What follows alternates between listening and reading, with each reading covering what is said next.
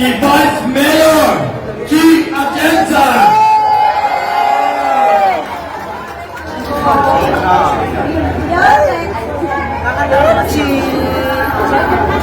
Bye. Parang ganito. Ay, talaga ba? Oo. Ikaw, hindi ka naman nagkabay. Hindi, malayo road 5 ako eh. Ayaw ang Chi. Kasama kayo. Layo. May ano, may casualty, dalawang ba?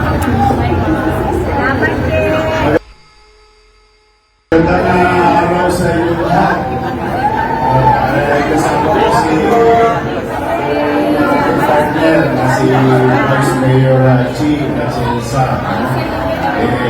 Nalulungkot kami sa nangyari. Bagamat wala pa tayo sa pwesto sa June 30 pa.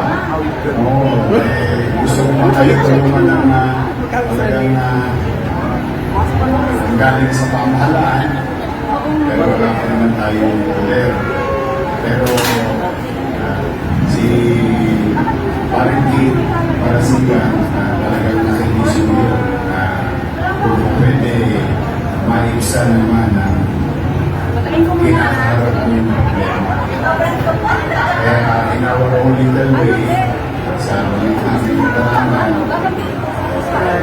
nagbiyahe-biyahe na kami ni Chi para kahit pa paano ngayong araw na ito makabili na lang tayo ng gamit ninyo para balik o sa lugar na kung saan nangyari yung hindi natin nasa nalulungkot din ang kasanito.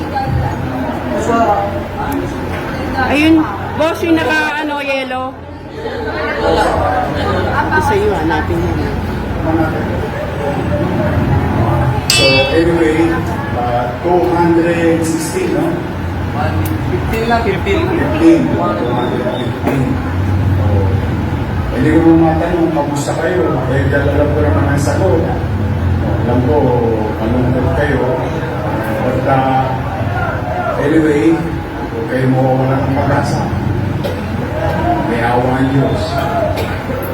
Nakatawid nga tayo. Talaga sa buhay, minsan, may pagkakatapa. Ang importante, huwag natin bilangin yung pagkakatapa. Bilangin natin ilang beses tayo babangon. Yun ang kaya natin gawin.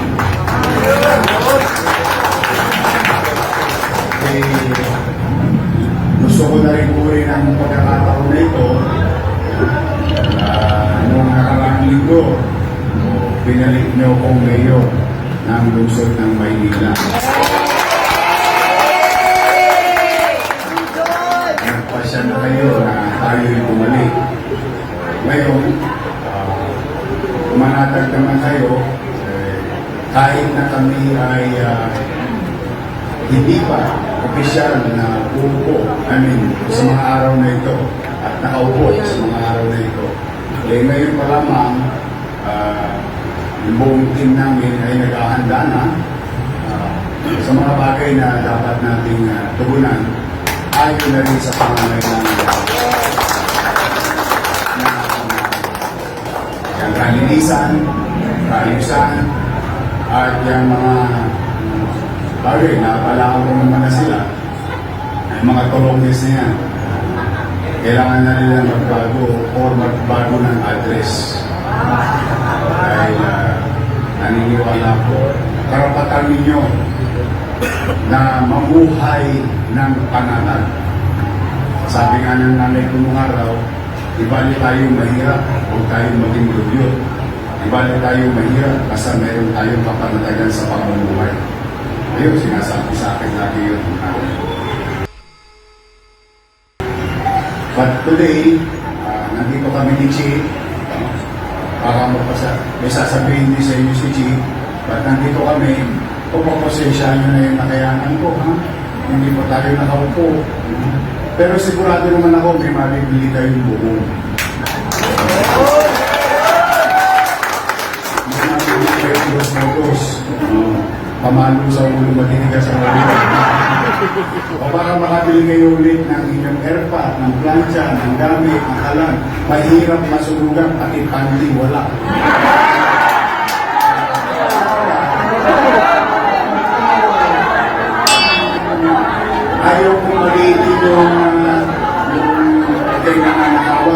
pero talagang mahirap na sumulan. Napakahirap. Eh, lalo pa yan, nalulungkot ako na nakikiramay ako sa ninyo, sa pamilya ninyo. Pero sinabi na sa akin, hindi kanina yung problema ninyo. Basta ngayong araw na ito, wala na kayong problema.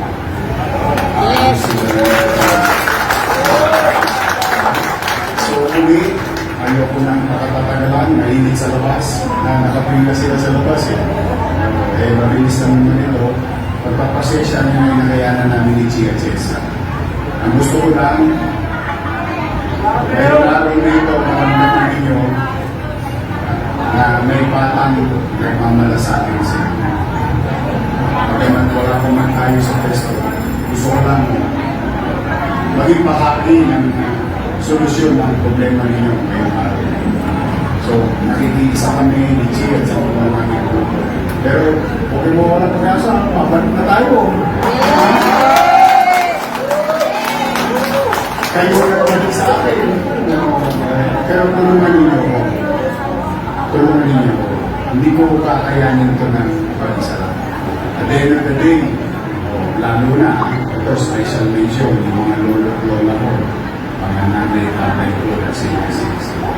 Tulungan ninyo ako, magbutihin natin ang Maynila.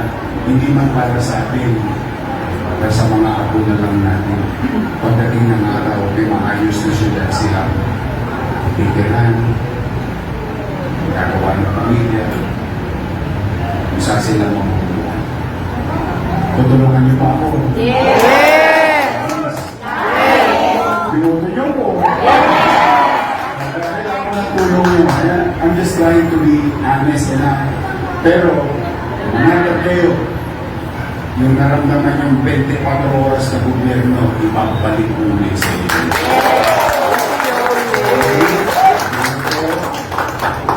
Yan. Salamat tayo sa Diyos dahil habang buhay, may Pag-asa. ito naman, ang inyong binotong Vice Mayor at may asim pa.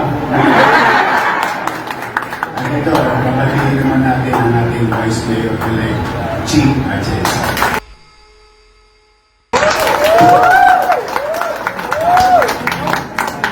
Magandang hapon sa inyo lahat. Okay na ako sa lahat ng sinabi ni Yorme. Pero may gusto ko lang sabihin sa inyo. Alam nyo, minsan ang mga ganitong pangyayari, hinahayaan ng Panginoon. Kinukuha niya lahat ng meron tayo para makita kung matitira pa rin ba sa puso natin ay pagpapasalamat at pagmamahal sa Kanya. Alam ko marami sa inyo na wala ng pag-asa dahil sa nangyari ito. Pero imbis na kung ano-ano pang isipin niyo, magpasalamat kayo kahit na masakit. Dahil kung sa isang iglap kaya niyang kunin ang lahat ng meron kayo, sa isang iglap kaya rin niyang ibalik sa inyo ng buong buo. Ipakita niyo lang sa Kanya na may tiwala kayo, tutubuin niyo uli ang buhay ninyo. Alam niyo, ang bago po sa amin ni Yorme ay ang programa ng livelihood. Kaya balang araw, pag-opisyal na nakaupo na kami, isang bagay na siguro ibababa namin dito sa inyo is yung livelihood training para rin yung mga tao na gusto makatayo ng mabilisan kahit pa paano masuportahan ng gobyerno.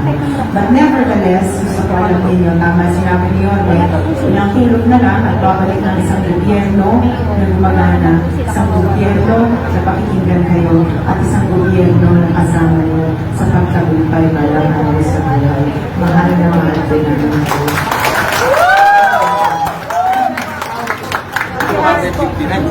Sige, umpisahan natin. I love you.